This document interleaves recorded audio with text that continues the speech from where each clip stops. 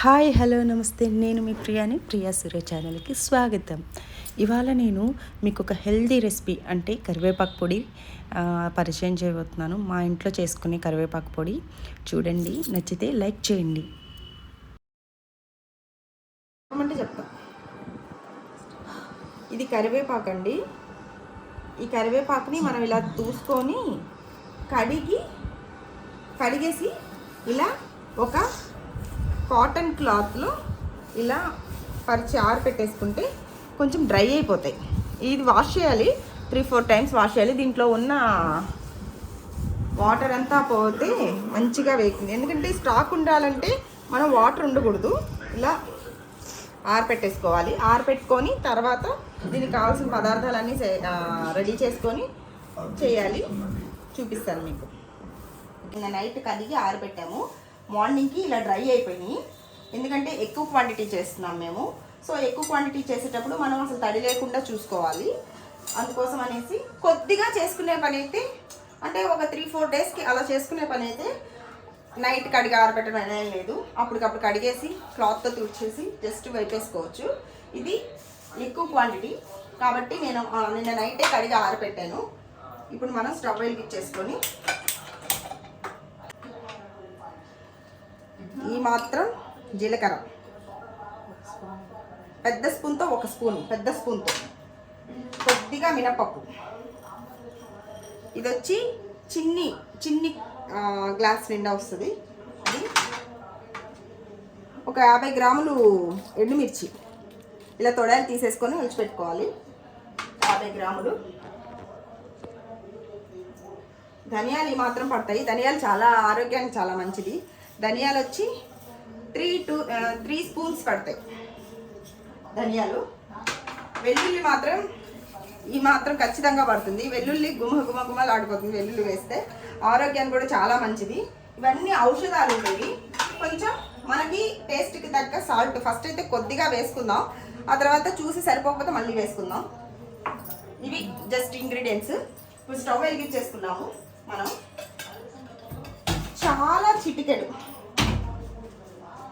చాలా చిటికెడు అంటే మరీ డ్రై రోస్ట్ కాకుండా జస్ట్ చాలా చిటికెడు వేసి ఇది వేపుకుందాం.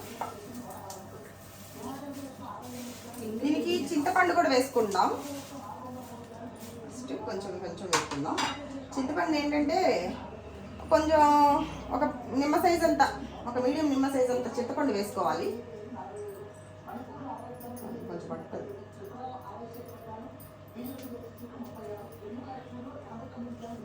చిన్న నిమ్మకాయ ఉంటుంది కదా, బుజ్జి నిమ్మకాయ.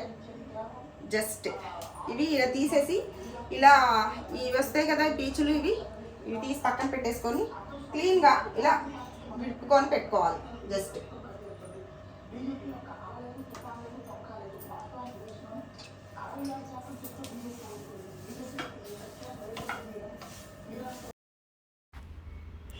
మనము కరివేపాకుని ఈ రకంగా వేపుకోవాలండి. అంతా గలగల సౌండ్ వచ్చేదాకా వేపుకోవాలి. మంచిగా మాడకుండా వేపుకోవాలి. అవన్నీ వేపుకున్న తర్వాత ఒక ట్రేలో షిఫ్ట్ చేసేసుకొని ఇప్పుడు మిగతా పదార్థాలు కూడా వేయించేసుకుందాం. కొద్దిగా ఆయిల్ వేసుకొని లైట్గా ఆయిల్ వేసుకొని మినపప్పు వేయించుకుందాం. మినపప్పు ఏంటంటే సిమ్లో వేయించుకోవాలి. అది అప్పుడే లోపల దాకా వెళ్ళి కుక్ అవుతుంది బాగా. అవి కూడా గోల్డెన్ బ్రౌన్ కలర్లో వచ్చేదాకా వేపుకోవాలి. అప్పుడే టేస్ట్ బాగుంటుంది. హైలో పెట్టేసామంటే పైకి మాడిపోతాయి, లోపల కుక్ అవ్వవు, పచ్చిగా బాగోదన్నమాట. కొద్దిగానే ఉన్నాయి కాబట్టి త్వరగా వేగిపోతాయి.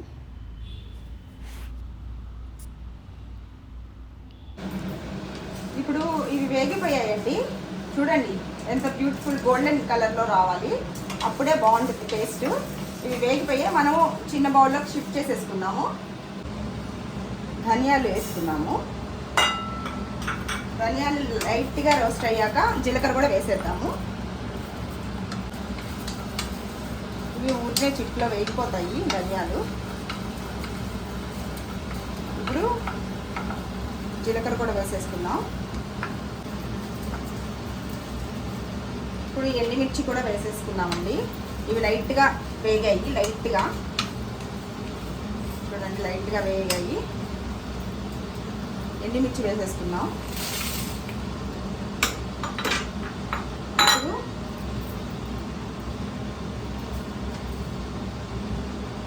చింతపండు కూడా వేసేస్తున్నాను, అది కూడా వేగిపోతుంది. దాంట్లో ఏమన్నా లిక్విడ్ తడి ఏమన్నా ఉంటే అది కూడా వేగిపోతుంది. మనం జాడీలో స్టోర్ చేసుకుంటే మనం ఎన్ని రోజులైనా యూజ్ చేసుకోవచ్చు. ఇప్పుడే ఈ స్టేజ్లోనే వెల్లుల్లి కూడా వేసేసుకున్నామండి. వెల్లుల్లి కూడా వేసేసుకొని వేపేసుకున్నాము. చూడండి, ఇలా ఇలా వేపేసుకోవాలి. ఆకుని ఇంత ఫైన్గా వేపుకోవాలి.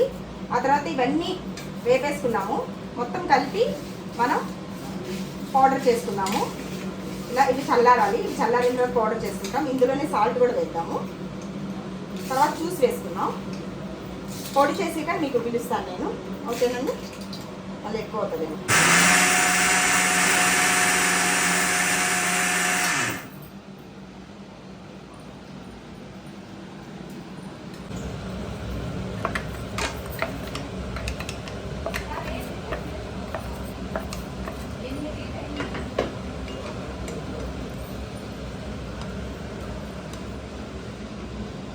గుమగుమలాడే కరివేపాకు పొడి రెడీ. వెల్లుల్లి వేసాం కదా, ఎక్కువ వేసాం కదా, చాలా అసలు ఒంటికి ఎంత మంచిదో ఈ కరివేపాకు. హెయిర్ ఫాల్కి కరివేపాకు చాలా మంచిది. నాకు చాలా వరకు హెయిర్ ఫాల్ అయిపోయింది. నేనేం చేశానంటే రైస్లో కూరల్లో వేస్తాం కదా కరివేపాకు, దాన్ని తీసి పక్కన పడేయకుండా అన్నంలో పెట్టి తినడం మొదలుపెట్టాను. అది ఎప్పుడైతే తినడం మొదలుపెట్టాను, ఈ కరివేపాకు పొడి చేసుకొని తినడం మొదలుపెట్టాను, నాకు ఇప్పుడు హెయిర్ ఫాల్ తగ్గింది. ఇంకా ఊడిపోయినది రీగ్రోత్ అవుతుందా అవదా అనేది తర్వాత విషయం. ఇప్పుడైతే హెయిర్ ఫాల్ అయితే చాలా తగ్గింది. నాకైతే ఇది చాలా యూస్ఫుల్గా పనిచేస్తుందని నేను అనుకుంటున్నాను. మీకు కూడా పనిచేస్తుందని అనుకుంటున్నాను. అయినా కూడా ఆరోగ్యానికి చాలా ఐరన్ ఉంటుంది దీంట్లో, చాలా మంచిది.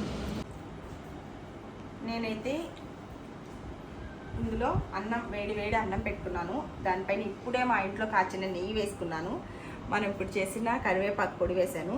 మొత్తం కలిపేసి టేస్ట్ ఎలా ఉందో చెప్తాను.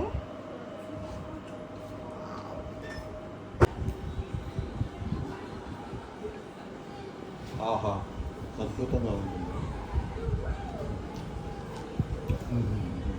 అంత బాగుంది. అన్నం అంతా తింటానే తినచ్చు, కానీ అంత తినకూడదు, వేడి చేస్తుంది. కొంచెమే ఒక ముద్దలో తినాలి.